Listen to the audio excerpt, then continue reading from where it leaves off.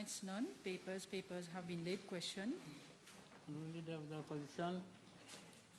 Mr. Speaker, my question is addressed to the Honourable Prime Minister, whether in regard to the reform for the registration of electors and electoral processes, he will state if consideration will be given, A, to amend the Representation of the People Act for continuous registration of electors, for counting of votes to be effected on the polling day, and for use of indelible ink to prevent multiple voting, or, in the alternative, for the appointment of a select committee consisting of members of the Assembly under Standing Order 70 to report on the above within a short time frame.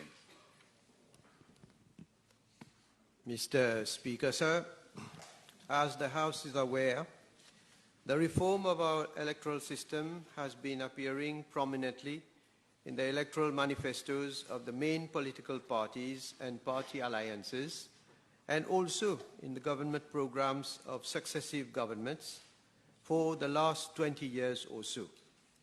As a matter of fact, since the year 2001, several reports on electoral reform by experts and knowledgeable persons have been commissioned and published, including the report of the Commission on Constitutional Reform and Electoral Reform, commonly known as the Sachs Report, released in 2002, the Kolenda-Velu Report on Proportional Representation in February 2004, the Liangxing Report on Funding of Political Parties in 2004, the Carcassonne Report in December 2011, the Sitanen Report in January 2012, the consultation paper on modernizing the electoral system in March 2014, and the electoral reform proposals of the Mauritius Labour Party and the Mouvement Militant Mauricien,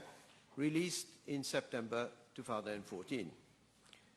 Mr. Speaker, sir, the House will also recall that, apart from certain recommendations of the Sachs report, none of the recommendations contained in the other reports were implemented.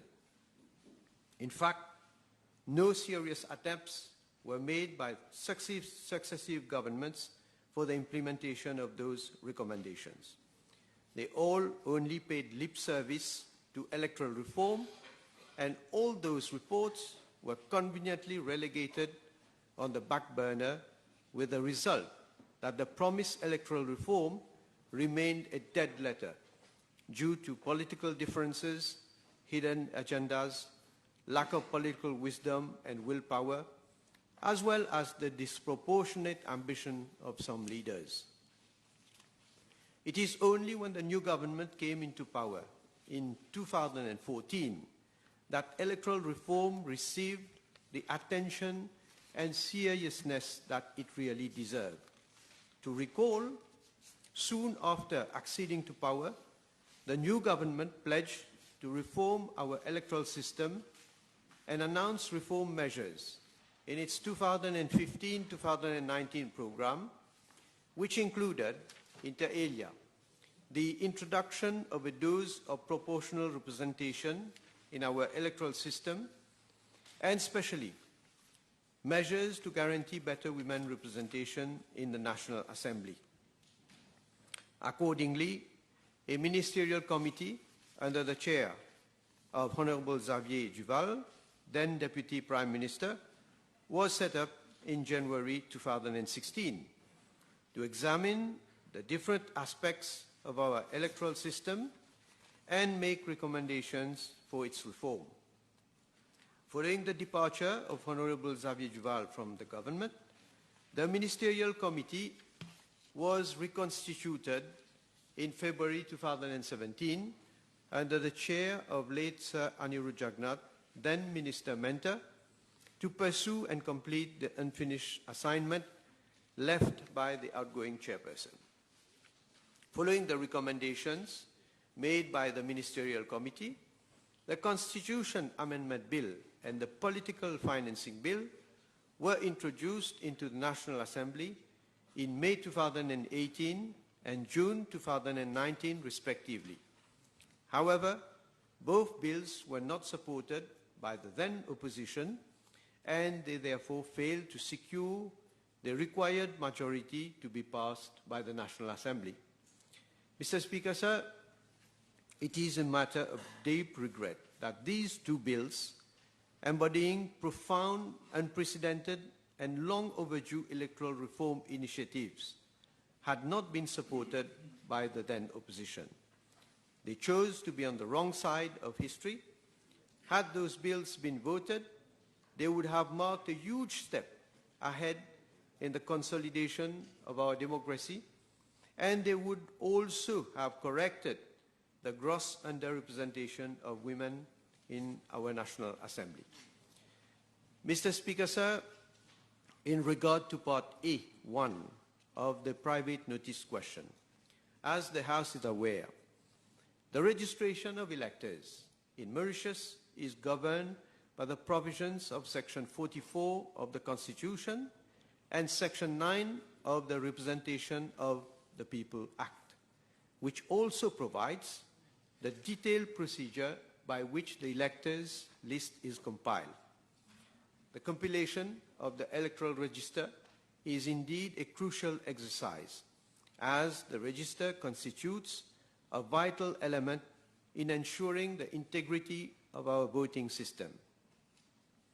Mr. Speaker, sir, given that the law provides that no person has the right to vote unless his name appears in the register of electors, the Office of the Electoral Commissioner carries out, under the supervision of the Electoral Supervisory Commission, a registration exercise every year for the compilation of a register of electors for each constituency.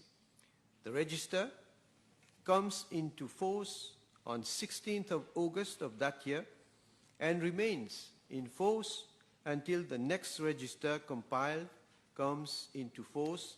That is, the register remains in force until the 15th of August of the following year, pursuant to Section 4, 1 and 3 of the Representation of the People Act.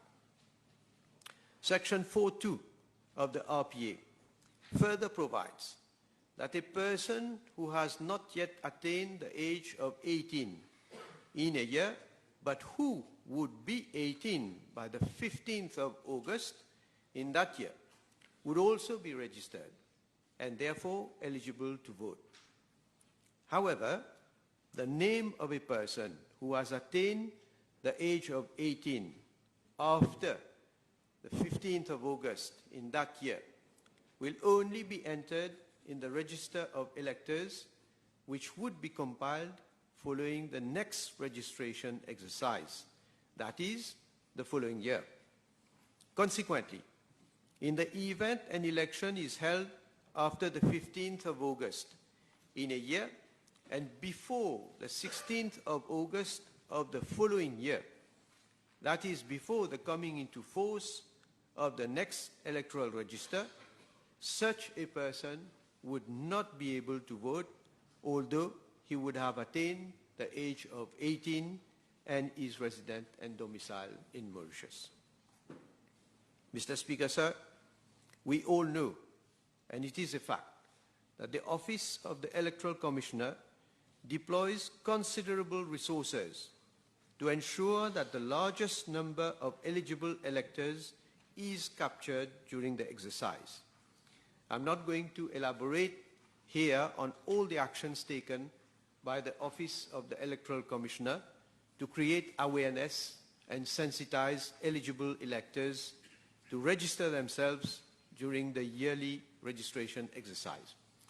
Suffice it for me to say that the last canvass exercise conducted in 2022 for the registration of electors in Mauritius captured 97.3% of the total number of persons who were eligible to be registered as electors. Mr. Speaker, sir, I am informed that there is no established benchmark on the completeness of electoral registers. The range of completeness around the world varies a lot. For example, for Great Britain, in 2018, it was 85%. The ideal situation, of course, would be to capture all eligible electors, but this is unlikely to be the case in any country. I am also informed by the Office of the Electoral Commissioner that every registration exercise is carried out in two phases. Firstly, the house-to-house inquiry at the beginning of the year, and secondly, a registration exercise is in registration centers in the month of May. Despite all the efforts put in by the Office of the Electoral Commissioner, it is practically impossible to reach all qualified persons to have their names included in the register of electors. Consequently, some electors in the different constituencies may find that their names do not appear in the register of electors. I would like to mention here that it is also the civic duty of all eligible persons to get themselves registered to be able to exercise their right to vote. Mr. Speaker, sir, the House will recall that for the 2019 National Assembly elections, the opposition raised a great hue and cry over this issue, even going to the extent of casting aspersions on the integrity and reputation of the Electoral Supervisory Commission and the Electoral Commissioner, whose competence and professionalism in electoral matters have always been recognized both locally and internationally. The opposition instigated controversy and protests in the country, alleging that some people had been deliberately disenfranchised and deprived of their voting rights because of their political affiliation. The issue was even mentioned as a ground for invalidating the elections in the election petitions filed before the Supreme Court. However, except for two, which are still pending, all the petitions have either been set aside by the Supreme Court or withdrawn by the petitioners themselves. Mr. Speaker, sir, be that as it may, we on this side of the House, we certainly do not want any of our eligible citizens to be deprived of his fundamental constitutional right to vote at an election.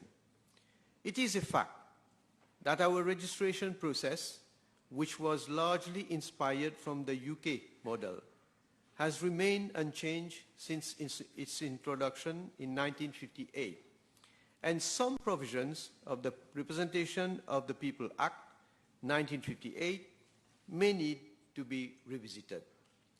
Besides, some inherent challenges in the current registration process in Mauritius were highlighted by the Sachs Commission in its 2002 report on electoral reform.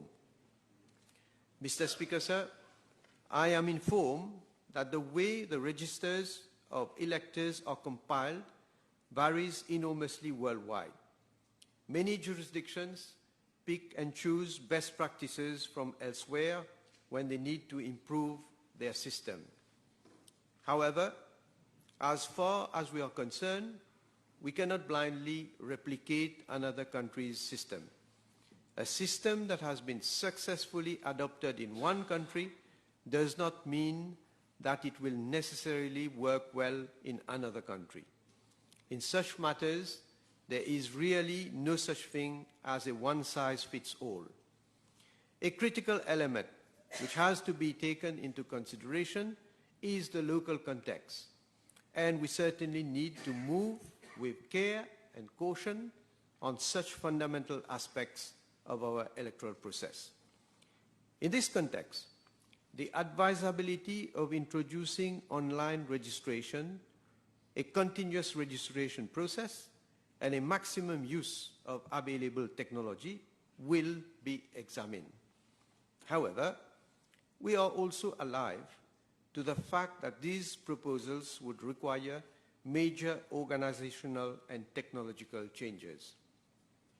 In view thereof, and having regard to the wide-ranging implications, government will, as usual, adopt a consultative, participatory and holistic approach before proposing any amendment to any specific provisions of the Representation of the People Act. Mr. Speaker, sir, in regard to part A2 of the question, that is counting of votes on the polling day itself after close of poll for National Assembly elections, first of all, I would like to point out that this proposal never appeared in any political manifesto or any government program, although the Sachs Commission had proposed same-day counting way back in 2002. And it should be mentioned that on this issue as well, the opposition, en mauvais perdant, tried to instill doubts in the minds of the people about supposed manipulation and rigging in the 2019 general election. In spite of the favorable comments and observations made by all the regional and international elections observer missions. But we all know that there was absolutely no evidence to substantiate these accusations. Having said this, I do agree that same-day counting would indeed eliminate many hassles for all concerned, the main one being the elimination of all the logistics comprising security measures, transport arrangements, and deployment of a large number of police officers associated with the transfer of the ballot boxes from polling stations to counting centers after close of poll.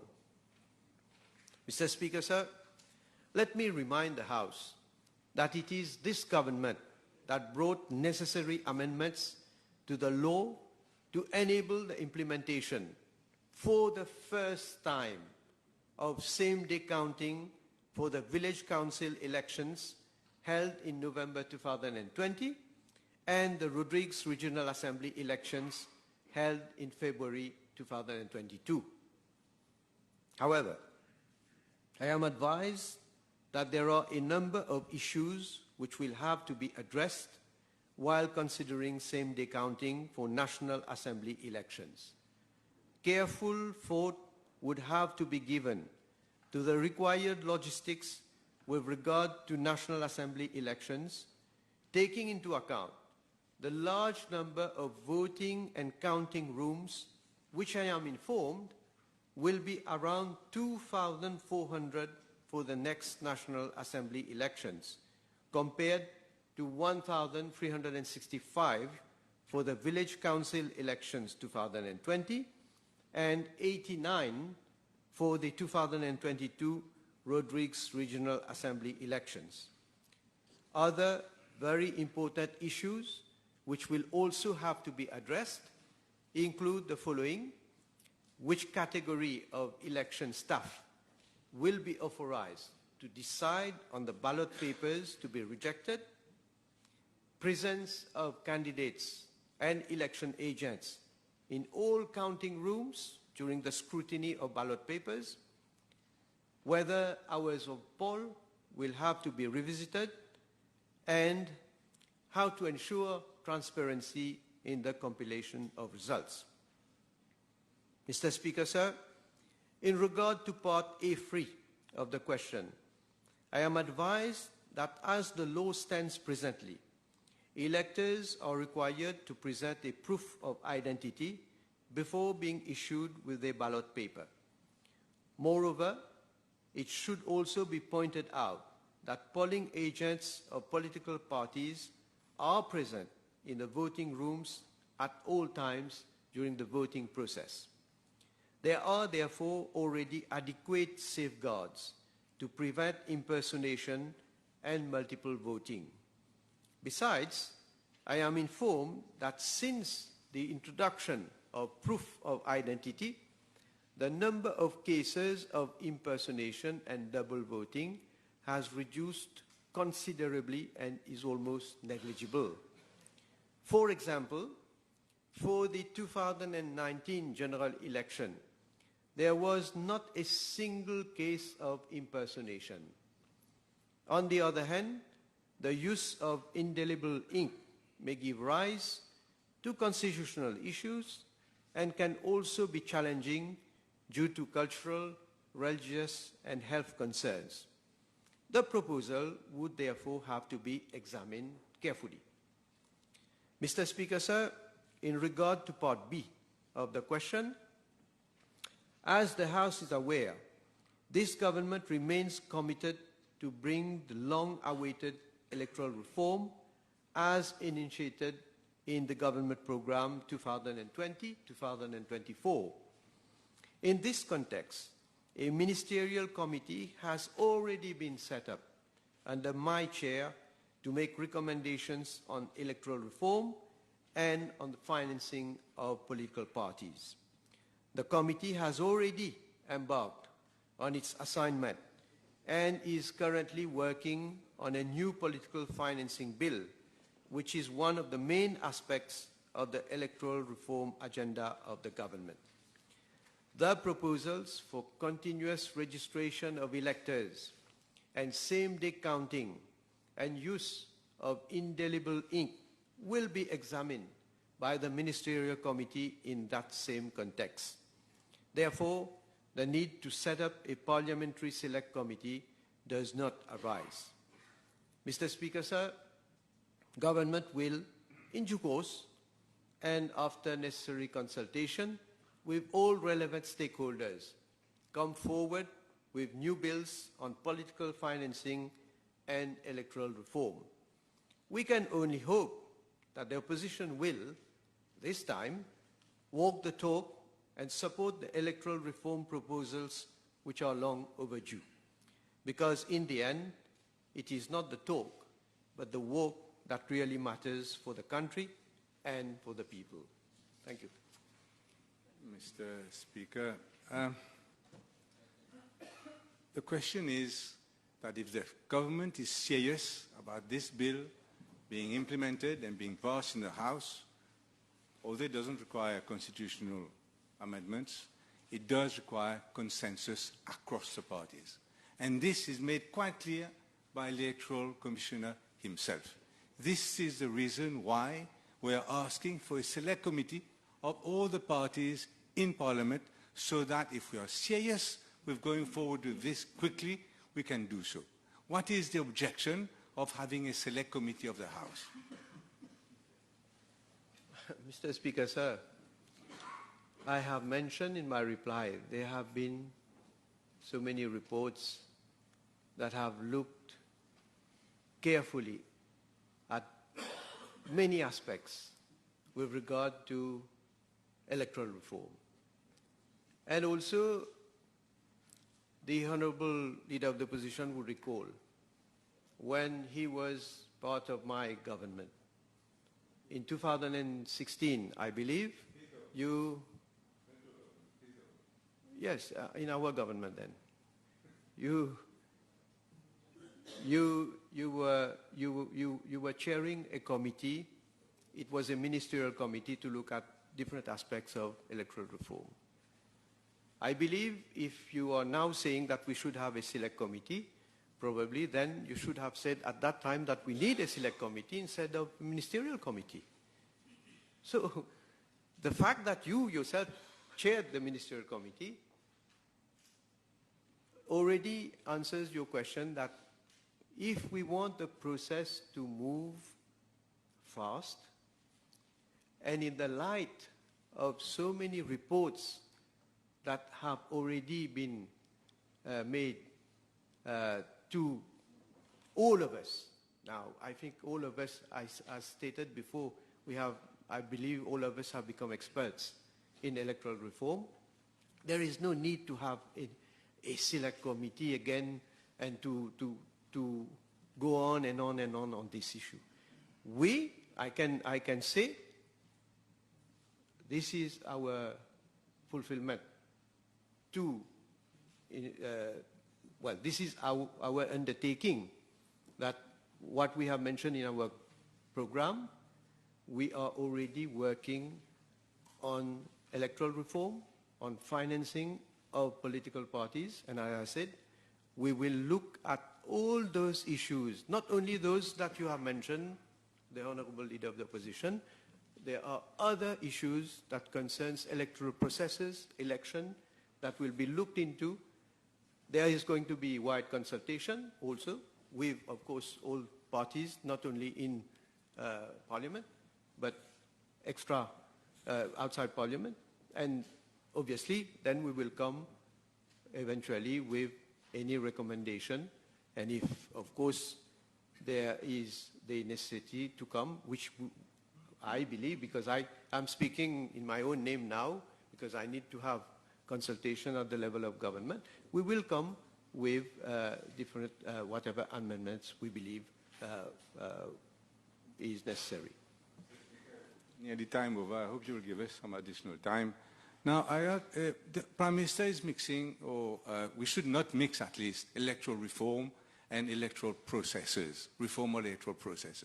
My question is purely on reform of electoral processes, and I'd like to ask the Prime Minister whether he will not want to avoid the mistake made when he tried to pass legislation some time ago, where it was an omnibus bill, where some of the items were found by the opposition to be objectionable and even dangerous. This is why, in respect for democracy and the right of every political party to have a say, we are saying that it is not the right procedure for you to adopt in a ministerial committee, and it should go, again I'm saying, to a select committee.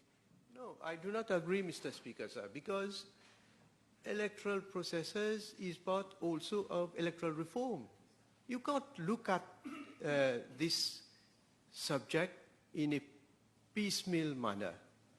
You have to look at it in a holistic manner. There are so many aspects of our law that we believe needs to be revisited, needs to be updated. And as I said, the law dates back from Representation of the People Act 1958, I believe. So I have stated in my answer that there are certain things, of course, that we need to review. And I believe that there are certain things we will agree. I believe. So we have to look at all those aspects, not in silos, but all together. And then we will decide on what kind of proposal we are going to make eventually to the National Assembly. So you can't dissociate the electoral process and the electoral reform. It is one of the same thing, although there are certain things that will not require a qualified majority. There are certain things that can be amended. There are certain things that can be amended by way of regulation also. So we will obviously address all these in what manner, in what way, in what form, what is the required majority that is needed. And of course, we will come before the House. I've chosen the three items because all three of them enjoy the strong support of the Electoral Commissioner. In fact, he put it in writing, for the first two at least, he put it in writing that he has always been in favor of these changes, Mr. Speaker.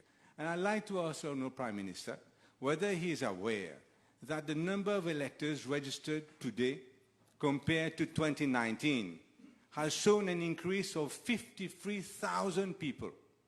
What it shows is that for 2022 at least, there has been a real effort, but it also shows that there were some serious deficiencies in 2019 because in 3 years, 53,000 additional electors have been added to the electoral register.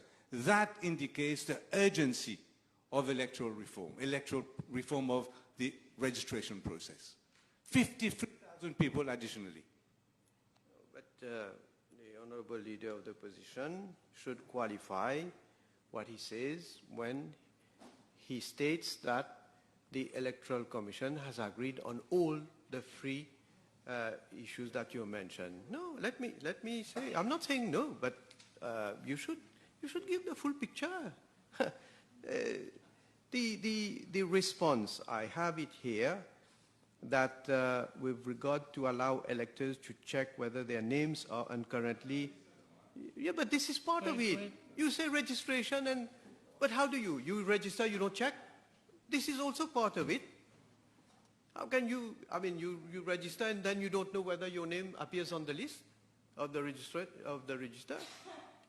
But anyway, I don't want to take time of the House. You know it, I mean, all members of the opposition, because it's all in your name that this has been presented.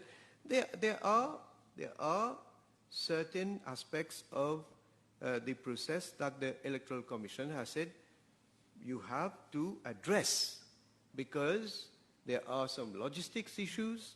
There are, for example, for the counting, the Electoral Commission also mentions that there is need to look at the organization of this counting on the same day. But for counting, Mr. Speaker, sir, I mean, l'opposition doit au moins accepter que c'est ce gouvernement qui a implémenté le counting on the same date pour les élections villageoises, le counting on the same date pour le Rodrigues Regional Assembly election. And of course, I have stated, we are going to look, I personally, I agree that if we can do it, it's going to be easier, it's going to avoid a lot of things that we know that happens on the very next day. But for example, bear in mind, I just think of one issue. You will have counting in all the polling stations of one constituency. No? How do you do that then? If you don't have counting...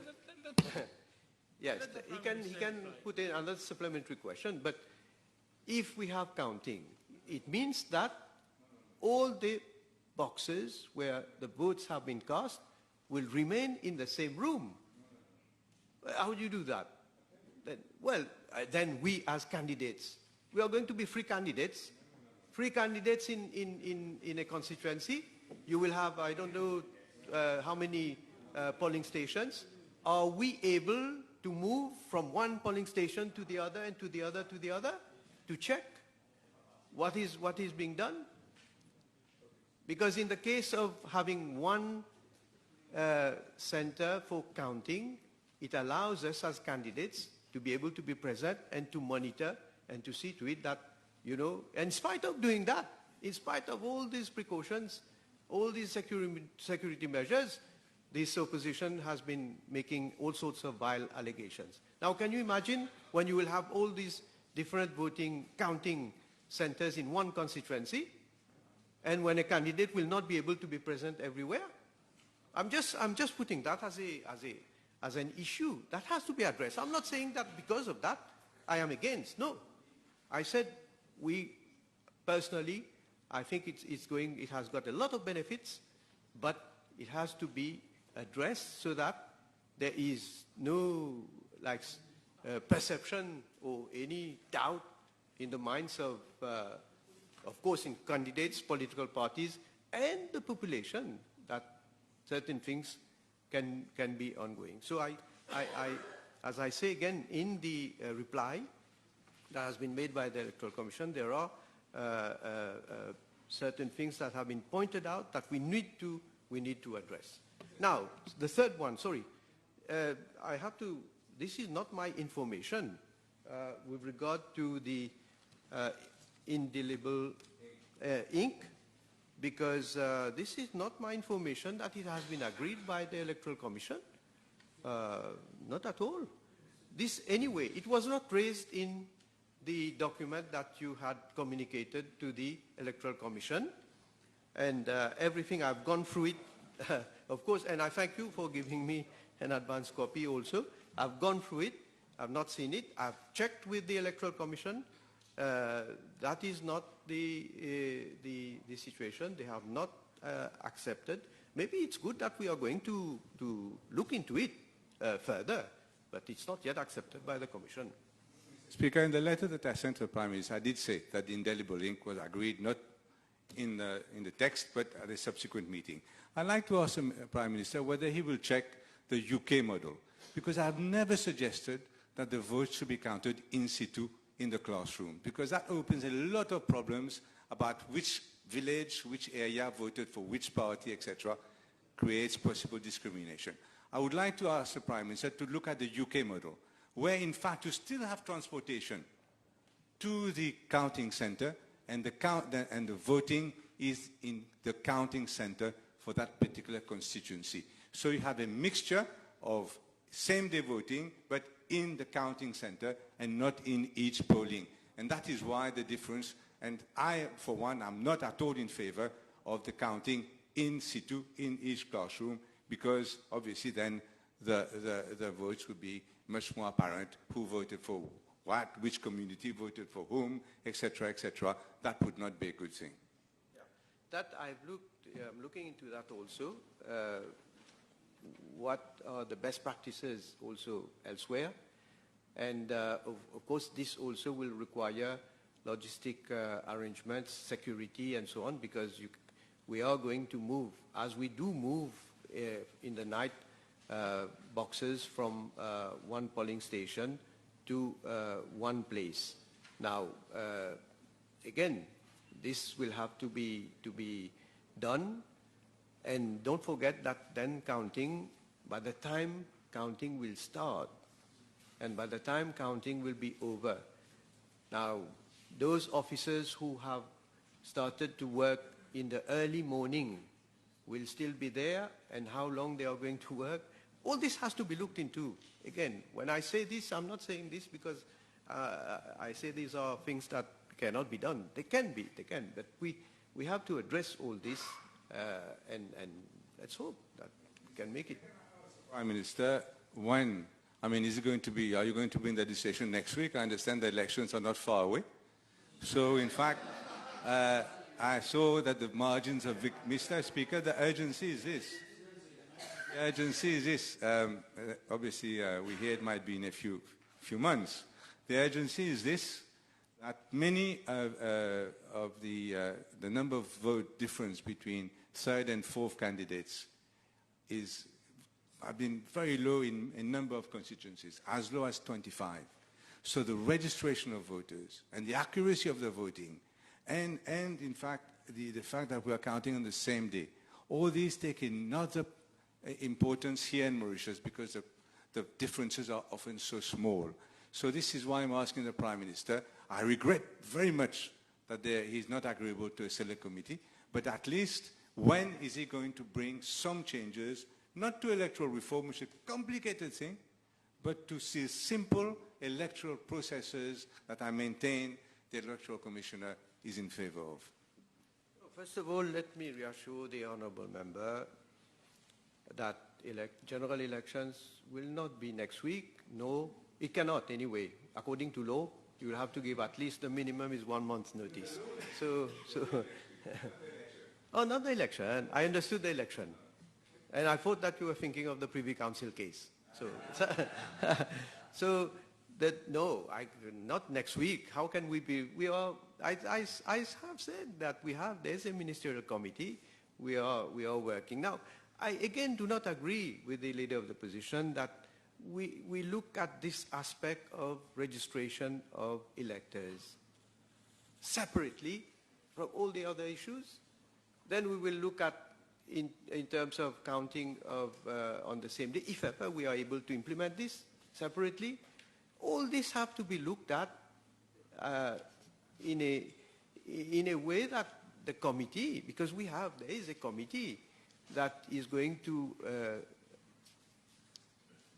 look at this in depth and also have consultations. And of course, we will need to have consultations with the Electoral Commission, with the Electoral Supervisory Commission as well. And then I don't think it's a question of, if you ask me whether it is going to be before next general election, I can say yes, safely yes. Safely yes, because we have time. We will have time. So, but let the committee, let us at least come to a draft, and then we will have consultations. You will be consulted, obviously, and I hope we can then come to a consensus on, well, whether there, I don't know whether if you can come to a consensus on all issues, so much the better, but that will not prevent you from saying, look, we agree on this and this, but we don't agree on the other issues also. Then we will know how to move forward. Some time ago, the representatives, the head of the Institute for Democracy and Electoral Assistance, International Institute, came to Mauritius, and he met the opposition as well. And he offered the help and advice of this very influential institution in getting our electoral procedures right. Can I ask the Prime Minister whether he is agreeable to engaging or interchanging with, exchanging with the Institute so that we may get expert advice on how to get all these things done very quickly, because all these paths have been crossed before around the world. Mr. Speaker, sir, let me inform the House that, in fact, I had met the Secretary General of the International Institute for Democracy and International Assistance on the 25th of May, 2023, in the company of the Regional Director for Africa and West Asia, the head of the Mozambique Country Office, and the Chief of Staff to the Secretary General. We discussed on the issues of financing of political parties, on the issue of electoral reform. In fact, I had asked them for their advice also. We have already given them, we have communicated a copy of the previous bill that was tabled in the House for both the political financing bill 2019 and the Constitution Amendment Bill 2019. Again, of course, we are open. We will see what are their views on those issues.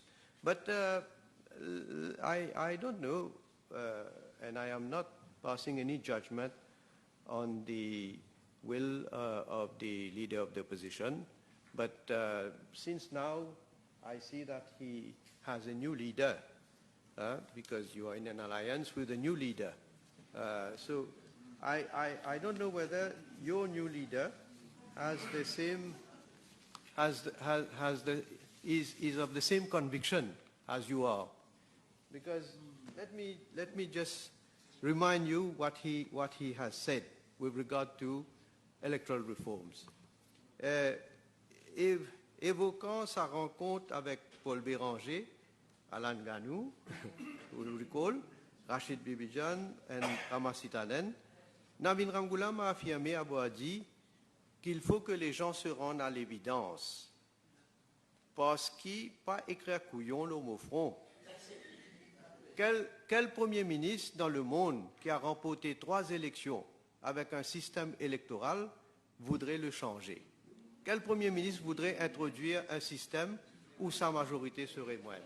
So, I think this is what he stated. Now, of course, now that he has lost general election, he's in the opposition and making all sorts of allegations. And in fact, I find this really outrageous, Mr. Speaker, sir, that at least he would have had the courage of having entered an election petition himself. I mean, the former Prime Minister, Dr. Navin Ramgoolam.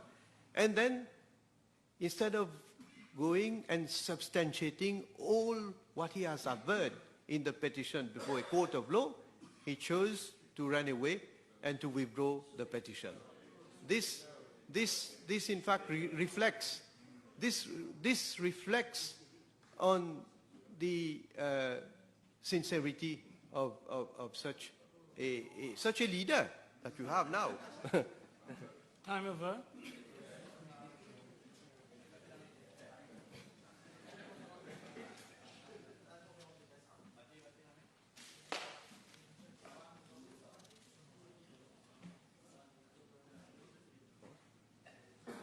Mr. Speaker, sir, with your permission, I wish to raise a matter of privilege following words uttered by Dr. the Honorable Omir, which amounted to casting aspersion upon the character and conduct of Dr. the Honorable Minister of Health and Wellness on 4th of July 2023. Mr. Speaker, sir, on 11th of July 2023, you ruled that the words were objectionable and invited Dr. Omir to withdraw them and to tender his apologies. Not only did Dr. Omir refuse to withdraw the objectionable words and tender apologies to the House, but stated that he maintains what he said. He was ordered to withdraw from the House.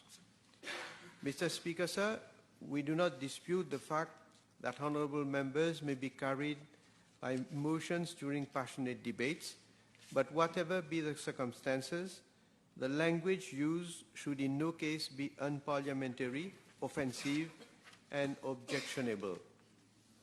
Mr. Speaker, sir, the words uttered by the honourable member constitute a most offensive and injurious imputation upon the character and integrity of the honourable minister. Moreover, Dr. Omir, in so doing, did commit a breach of Standing Order 40, subparagraph 5, which provides, amongst others, that the conduct of a honourable member of the Assembly shall not be raised except upon a substantive motion moved for that purpose. As it stands now, it must be taken that the imputation was wholly without foundation.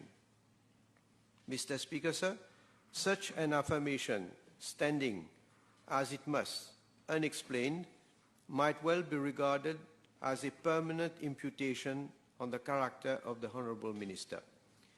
In these circumstances, I am adopting this rather unusual procedure and requesting the House, through your good self, to expunge the impugned words from the Hansard and the video footage. I thank you. The question is that the objectionable words uttered by Dr. the Honourable Omir to the address of Dr. the Honourable Minister of Health and Wellness be expunged from the Hansard and the video footage. Those in favour say aye, those against say no. Aye. The ayes have it. Private member's motion. Honourable Ramiad.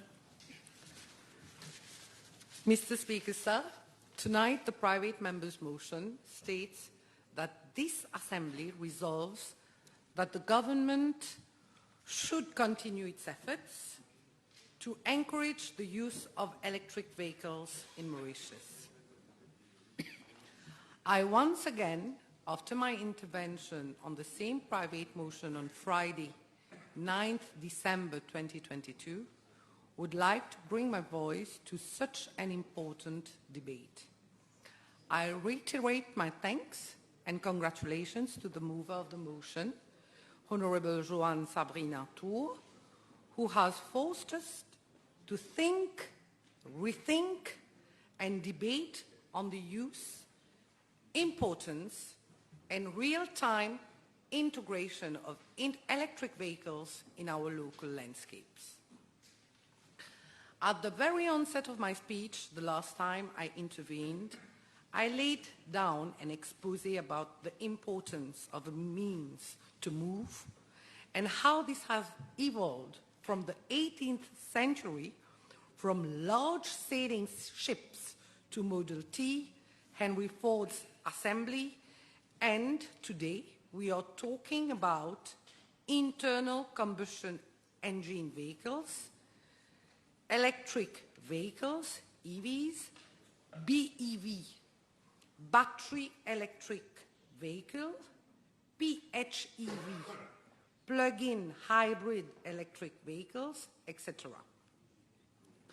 The second part of my speech on that day related to the challenges for nature to support this growth, the climatic and environmental benefits and impacts of electric vehicles on the climatic system, on the environmental system. After having extensively shown with scientific evidence how the replacement of internal combustion engine cars by electric cars may be more beneficial to climate, I also gave a full overview about batteries, their recharge, content, and how to dispose of or recycle in the long run with the minimal social, economical, and environmental impact.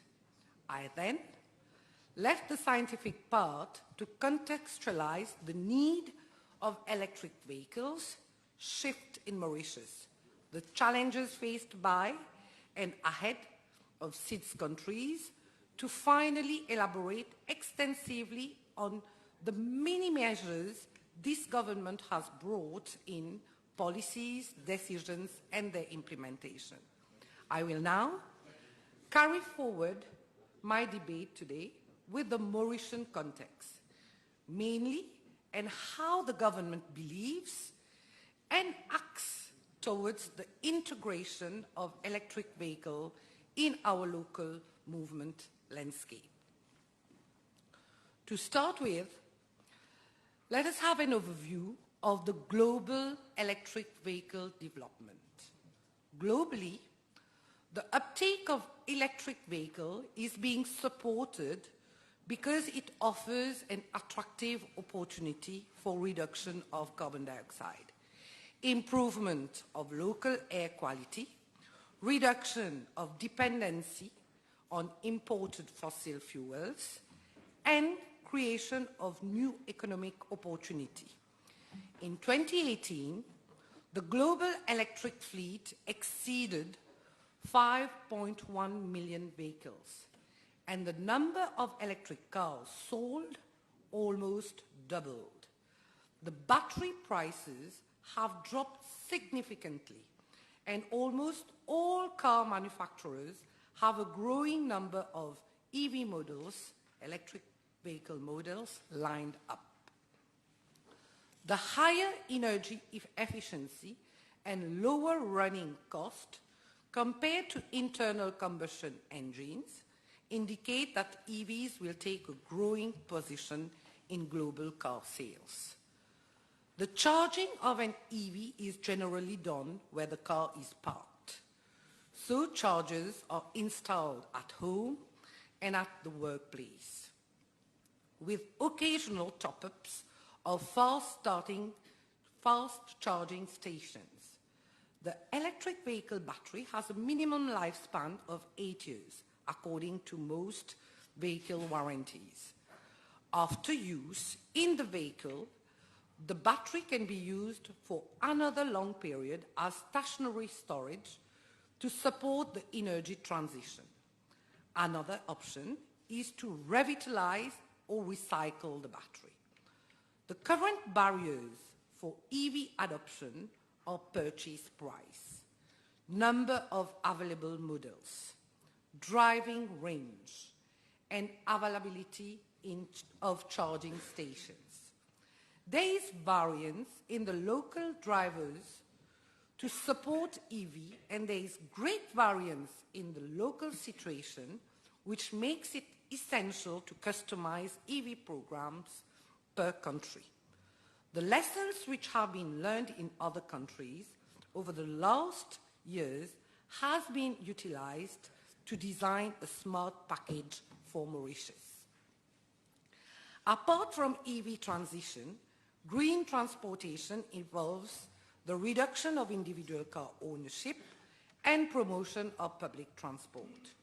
The public transport also offers effective opportunity to transition towards electrification. This is why I will now refer to the findings and proposals of the 10-year electric car roadmap commissioned by the Ministry of Energy and Public Utilities. As stated in my previous speech, where I elaborated on the 9 measures already taken by the government, the ministry has topped up with various measures to stimulate the transition towards electric mobility. With a view to accelerating the adoption of EVs in Mauritius, an electric vehicle implementation and monitoring committee was set up under the chair of the ministry to steer and monitor the implementation of recommendations made in the roadmap.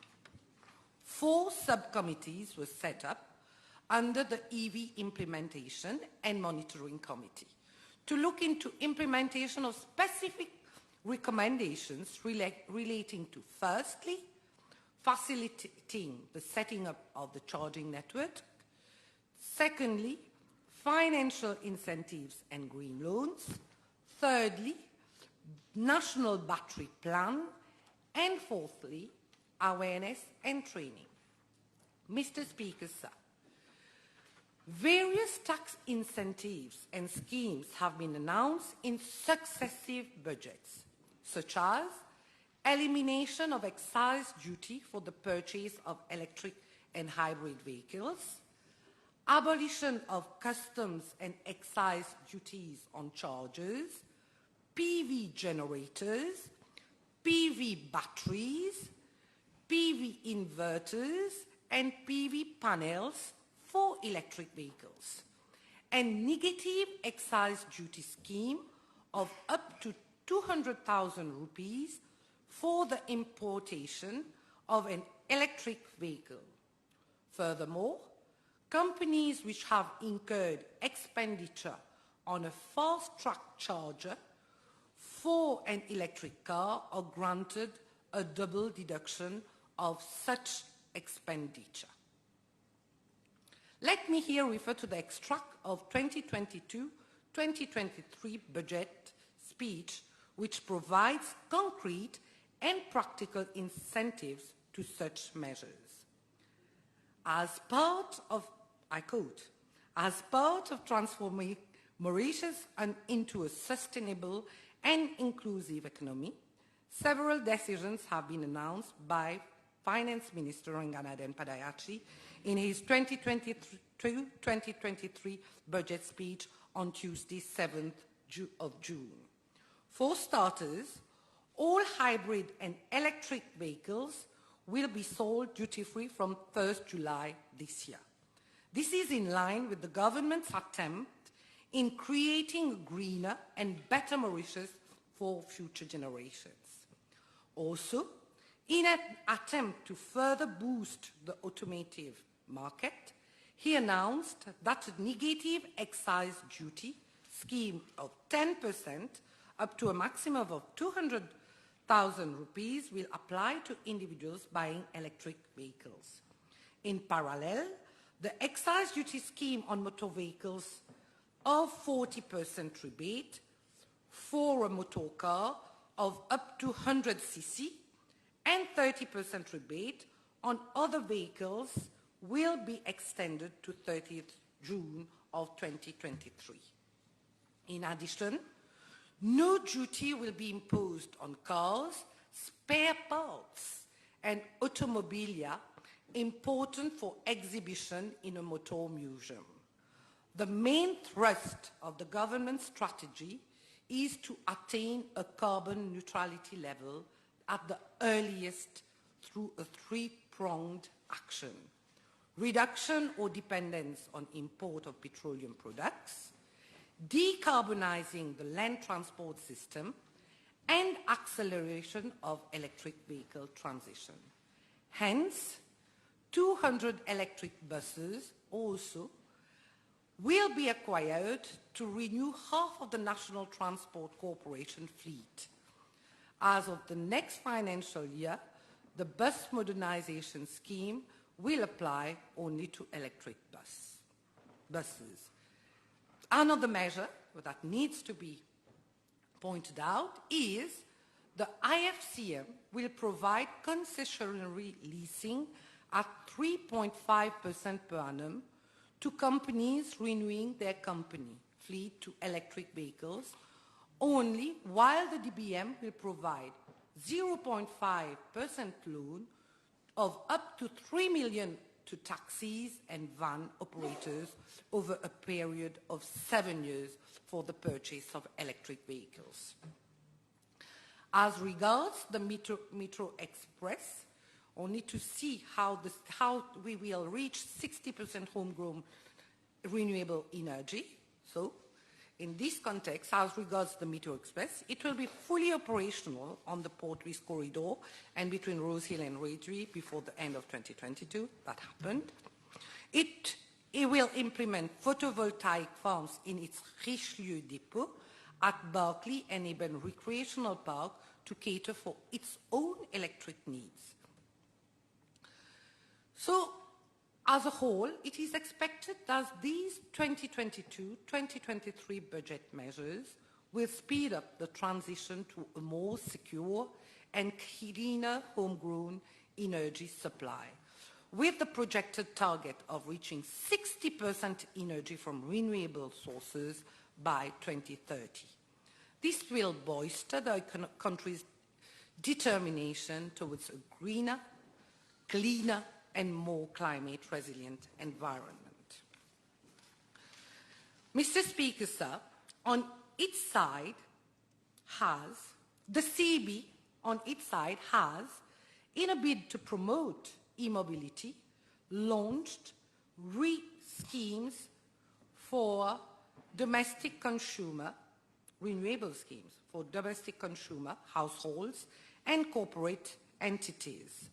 A time of use tariff has been introduced as from 1st July 2021 to encourage charging of EVs during off-peak hours at a more favorable tariff. Mr. Speaker, sir, the Subcommittee on Awareness and Training has devised a communication strategy, facilitated training and support specialized areas to promote electric vehicles.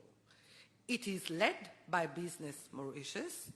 The Ministry of Energy and Public Utilities has been collaborating closely with Business Mauritius on this count. Thus, at the level of Business Mauritius, guidelines have been developed to shift towards electric vehicles. Moreover, under the SUNREF and Agence Française de Développement Group Green Finance label, a study has recently been completed on adopting EVs for the private sector. Further, Business Mauritius has undertook a 3-year study with HSBC, Université des Mascareignes, and University of Perpignan on investigating the performance of green charging for electric vehicles in Mauritius using PV cells.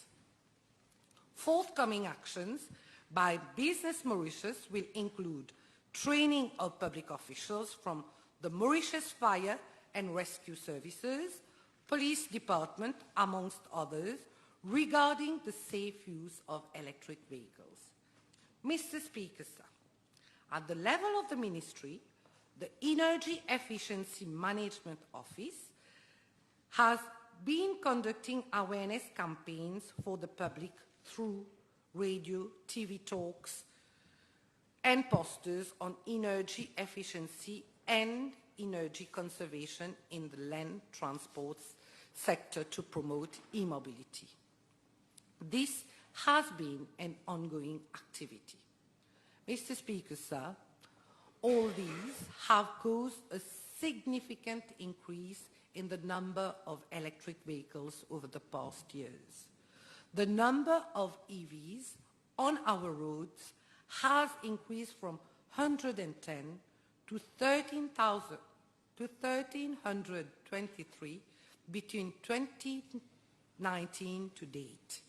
Hence, a 1,102% growth over a period of less than 5 years.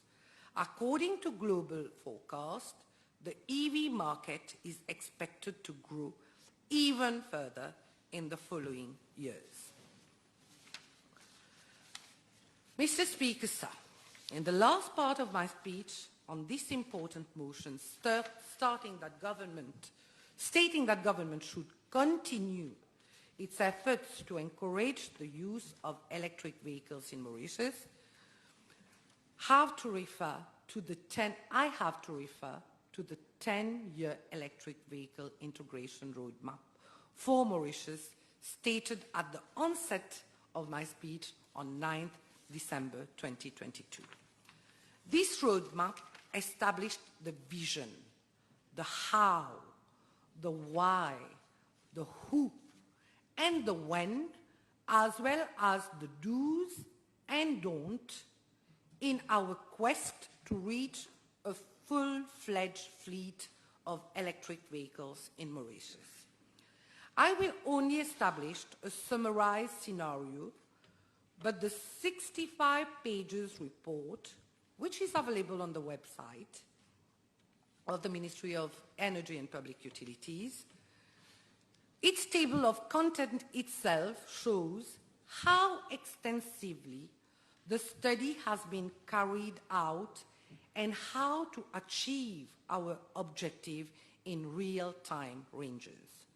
The chapters englobes the status and global developments of electric vehicles in Mauritius, of electric vehicle market as a whole, the local context, the barriers for EV adoption, a vision for sustainable island nation, EV uptake scenarios with lots of assumptions, and most importantly, an enabling environment and action plan.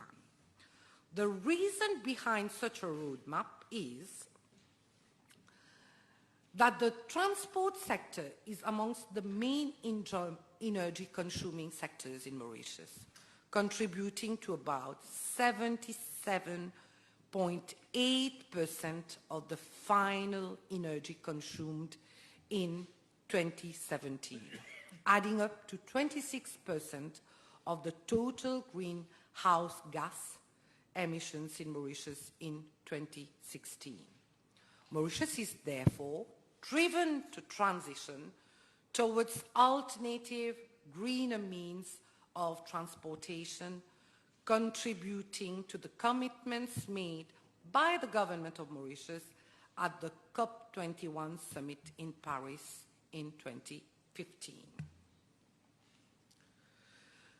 Some key statistics of Mauritius shows the importance of integrating electric vehicle in our local context. For an area of 2,007 kilometers square and population of 1.3 million people, our total primary energy requirement is 603,000 tons of oil equivalent, K2, in 2017, grown at an annual rate of 5% over the last decade. 79%, that is 2,496 gigawatts, from non-renewable sources, and 21% from renewable sources. 57% of the electricity generation and power is from independent power producers and 43% from the Central Electricity Board. In 2019, the peak demand was 467 megawatt in summer. The energy consumption from land transport is 37%. The carbon dioxide emissions from energy consumption, of which from land transport is 25.3%. The total number of registered vehicles is 562,202, as at March 2019, of which 312,000 are cars, compared to 351,406 vehicles in 2008. That is an increase by up to 63%. And the car sales frequency amounts to an average of 11,000 new cars sold per year and 9,000 reconditioned cars imported per year. The study has shown that for a small country like Mauritius, electric vehicle technology is well suited as the energy driving ranges are short. Mr. Speaker, sir, I will now conclude by stating the obvious. Electric vehicles represent the future of movement throughout the world. Mauritius has to stand up to the challenges ahead. 2, a small country with high aspirations and high needs. We will reach our 2030 targets, as this government has always shown that when it decides and commits, he delivers, acts and progresses against all odds, tam-tam and gossips. It converts threats in opportunities and weaknesses in strength. I thank you for your attention, sir. Honourable members, I suspend the sitting for 30 minutes.